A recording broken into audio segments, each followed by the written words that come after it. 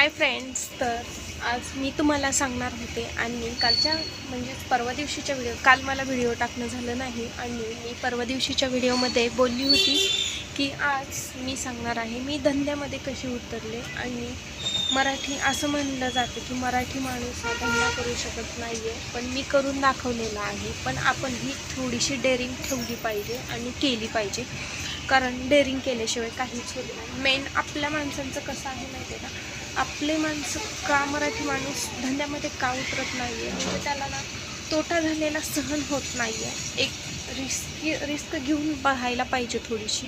आणि मारवाडी माणसं कसं आहे म्हणजे धंद्यामध्ये उतरतात आणि त्यांनी ना लॉस वगैरे शोधतात, काही का असेल. पण स्टार्टिंगच्या वेळेला आम्हाला पण असं वाटायचं, आम्ही पण बघायचो स्टार्टिंगच्या वेळेला, पण ना कुठे मिळेल, काय मिळेल, कसं मिळेल, काहीच म्हणजे हे नव्हतं. गाळा बघायचो आम्ही, 3000 भाडंही खूप वाटायचं आम्हाला त्यावेळेस.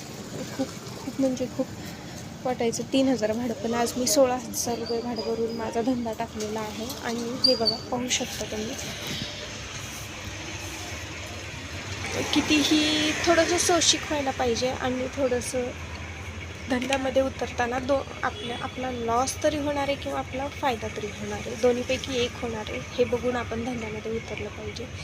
आणि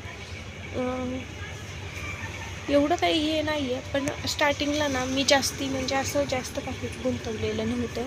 मी स्टार्टिंगला बर्गर, मेन माझा धंदा वेगळाच होता आणि मी धंदा केलेला आहे वेगळा. मी बर्गर किंवा भजे किंवा मोमोज म्हणून टाकलेलं होतं, पण त्याला काही.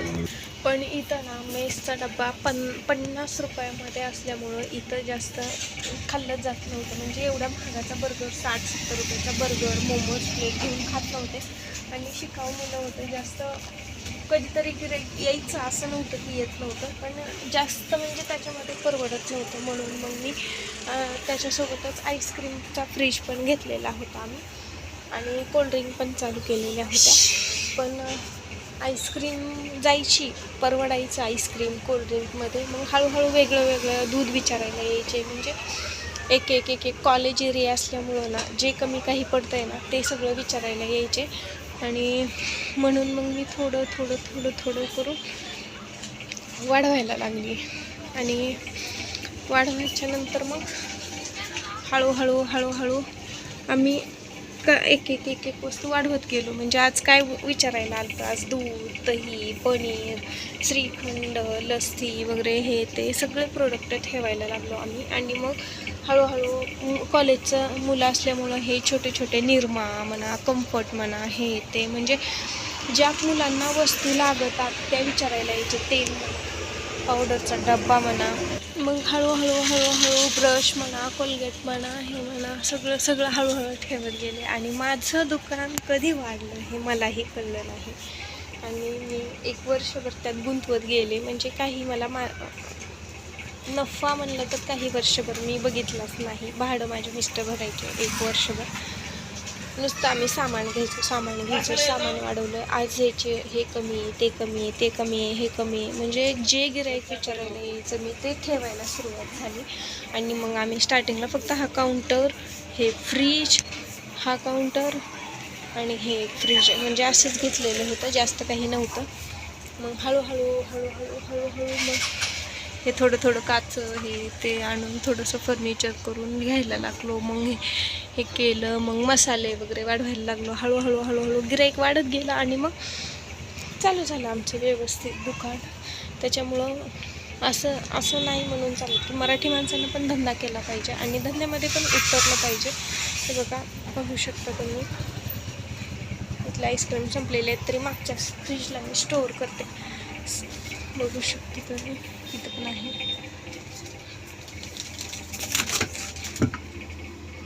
याच्यात बॉटल आहेत, हा एक फ्रीज आहे, बघू शकता तुम्ही.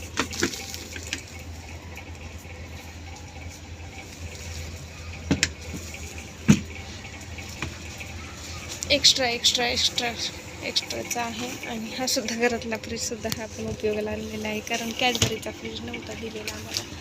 त्याच्यामुळे हे बघा, पाहू शकता मी कशा ऑर्डर स्टोअर केलेले आहे तिथं, पाहू शकतो तुम्ही. इथे एक्स्ट्रा आहे पाणी वगैरे आहे. आणि असं आमची सुरुवात झाली आणि तिथून पुढे आम्हाला फायदा व्हायला लागला. तरी पण मी खूप कष्ट करते आणि कष्ट केलेल्याचं फळ मला मिळालेलं आहे आणि भेटलेलं आहे. बघूया आपण नेक्स्ट व्हिडिओमध्ये. तर माझा हा व्हिडिओ तुम्हाला आवडला तर लाईक करा, शेअर करा आणि सबस्क्राईब करायला विसरू नका. धन्यवाद.